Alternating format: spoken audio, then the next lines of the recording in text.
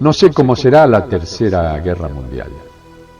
Solo sé que la cuarta será con piedras y lanzas.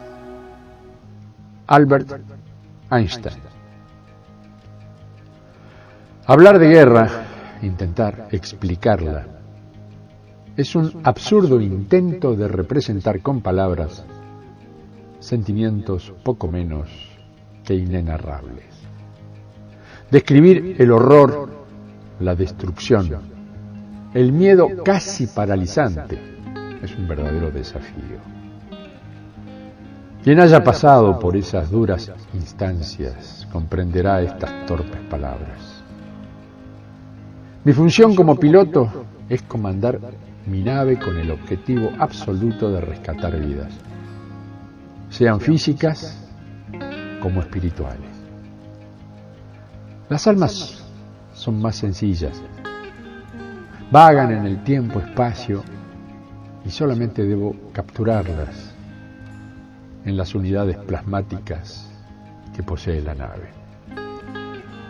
Si el rescate es dentro de los parámetros físicos, la situación se torna más compleja. No puedo introducir en la nave cuerpos físicos de tercera dimensión. ¿Qué hacer entonces? En principio, literalmente congelar a la víctima utilizando un haz de electrones que prácticamente anula todas las funciones vitales del individuo, dejándolo en un estado de vida latente, como si estuviera bajo los efectos de una criogénesis. Mediante un conducto contenedor de átomos coherentes que constituyen un objeto físico tangible, se teletransporta al individuo a la realidad virtual intermedia que ofrece nuestra nave madre.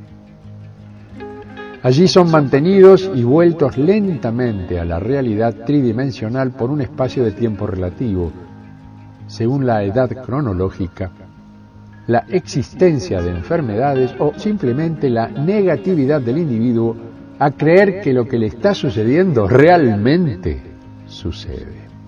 Esto último es uno de los factores de rechazo más comunes. Es difícil para nuestros compañeros reconstruir a la normalidad un individuo que por temor o preconceptos niega la posibilidad de existencia, llamémosle extradimensional. Su no creencia es un obstáculo, a veces difícil de superar, pero se logra con mucho amor, paciencia y comprensión. Virtudes que mis compañeros poseen naturalmente.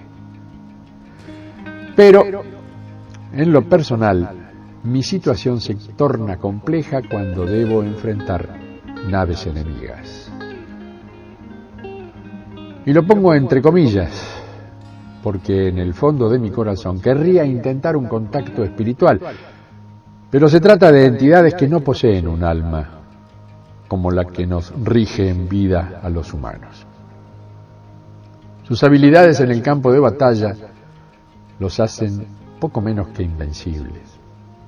Su crueldad no es medida por sus acciones voluntarias, sino que ejecutan su plan de acción con la frialdad de un robot programado, exento de sentimientos y posibles culpas. No poseen el don de la piedad. Entienden la eliminación de otro ser como una compensación energética, sin considerar virtudes o cuestiones personales.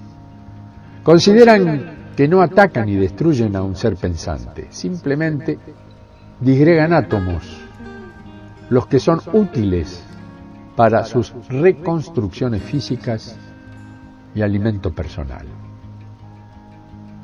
Los Mushir son los reptilianos más peligrosamente bestiales. Poseen alas y actúan con la modalidad del enjambre.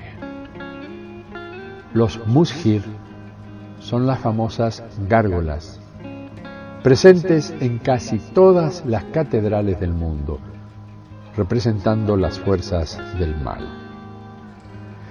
Mi duda es que parecen vigilantes, como protectores de ese templo. En lo personal me ratifica el origen reptiliano de los hacedores de la Iglesia, tal y como hoy la conocemos. Enfrentar un enjambre de Mushir no es una tarea agradable. No poseen armamento, pero su habilidad volando, sumada a la enorme agresividad que muestran al atacar, los transforma en un enemigo a considerar como de índole absolutamente letal. Pueden romper la estructura de una nave con sus potentes garras.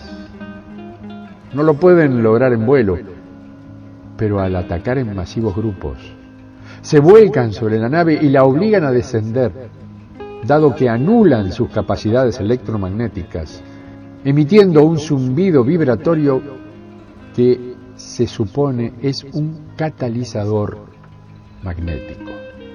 No olvidemos que el principio fundamental sobre el que se apoya la capacidad de vuelo de estas unidades alfa es el biomagnetismo.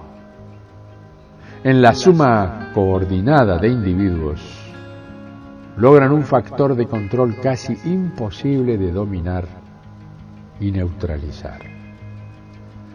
Por lo tanto, las habilidades del piloto en cuanto a evitar la aglomeración de Mushir en la estructura de su nave es el único salvoconducto para sobrevivir a un ataque. Si el enemigo utiliza elementos volante mecánico cuánticos, es posible tener más éxito al enfrentarlo. Generalmente están tripulados por los conocidos grises, que también están exentos de alma, actuando de manera similar a los Mushir, coordinados en grupos de combate de extrema precisión. Son hábiles pilotos y sus naves poseen características similares, cuando son de combate, a las denominadas salamandra de origen reptiliano. Su armamento básico consiste en un haz concentrado de pulsos electromagnéticos que anula totalmente la estabilidad y movilidad de la nave que circunstancialmente enfrentan en batalla. Son prudentes cuando se trata de una unidad alfa, equipada con inversores de flujo magnético, que le proporcionan una cuasi inviolabilidad y a su vez le permiten repeler el ataque invirtiendo la polaridad del haz en cuestión, lo que produce un regreso del mismo al punto emisor.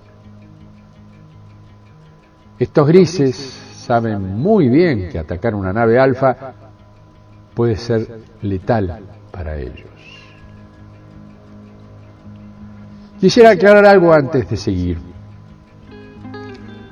Los Mushir actúan de manera similar a como haría una marabunta de hormigas en tierra, pero en el caso de los Mushir su ámbito es el aire, lo que les permite una movilidad tremenda, a lo que debemos agregar su capacidad de movimiento sincrónico. Podríamos decir que son mortalmente eficaces casi en un 100%. Volviendo a los grises, la única opción que les queda es intentar anular las capacidades vitales del piloto, intentando mediante invasión mental que se entregue mansamente a sus instrucciones, las que generalmente consisten en obligarlo a estrellarse con su nave. El piloto pierde las nociones de supervivencia, siendo sumergido hipnóticamente en un estado biótico latente, que lo aísla e inutiliza en cuanto a reflejos y pensamientos lógicos. Es fundamental evitar este tipo de ataque, para lo cual el entrenamiento en control mental de un piloto se hace imprescindible. A esto se debe sumar la ausencia total de temor, dado que el miedo y sus variables es el terreno propicio para que estos alienígenas actúen con total impunidad y eficacia. Si un piloto entra en pánico, puede darse por muerto, considerando como muerte la destrucción de su cuerpo clon. Aclaremos que del uso de clon deriva el de clonación. La clonación es la acción de producir una entidad biológica, gene, cromosoma, célula u organismo, genéticamente idéntica a otra a partir de una existente. En contextos científicos, el término se usa principalmente para la reproducción idéntica de moléculas hereditarias, lo que sería la clonación de ADN. Conducir una de esas unidades de rescate es la mayor especialidad que uno posee como piloto alfa. La habilidad de pescar y recuperar almas siempre fue destacable en el ámbito de una escuadra. Un piloto puede llevar a cabo esta tarea debido a que su espectro átmico habita en un cuerpo clonado fundamentado en su ADN original. Repito la última frase anterior. Si un piloto entra en pánico, puede darse por muerto, considerando como muerte la destrucción de su cuerpo clon. Lo rescatable es su alma, dado que en batalla el individuo es controlado y monitoreado por el Comando Central de Recuperación Átmica, que automáticamente envía unidades de rescate, las que recuperan el alma del piloto, para ser reinsertada en un nuevo cuerpo clon. Es un proceso que necesita una posterior adaptación dinámica del individuo, puesto que los mecanismos reflejos deben ser reacondicionados y lentamente recuperados. Es como aprender a caminar o hablar por parte de un bebé. Se requiere un entrenamiento paso a paso para conducir con habilidad el nuevo cuerpo. Al desencarnar, las habilidades motoras sufren un letargo, dado el carácter puramente energético del alma.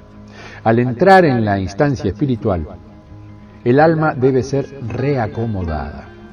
En un bebé humano, en condiciones naturales de crecimiento, ese proceso lleva al menos un año para su total integración al medio. En el caso de un humano clon, el proceso puede necesitar un lapso mínimo de 2 semanas terrestres para ser completado. El individuo recobra su memoria total, así como su normal movilidad. Este proceso se puede repetir cuantas veces sea necesario, aunque las huellas traumáticas también deben ser consideradas. Para ello, la meditación es la herramienta a ser utilizada. Lo cierto es que se vence a la muerte tal y como la conocemos en tercera dimensión. Es un nuevo nacimiento, una nueva posibilidad de seguir vivo.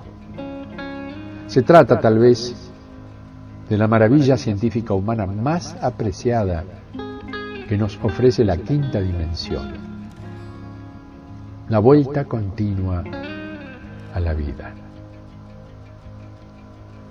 Mi abrazo de siempre. Hasta la próxima.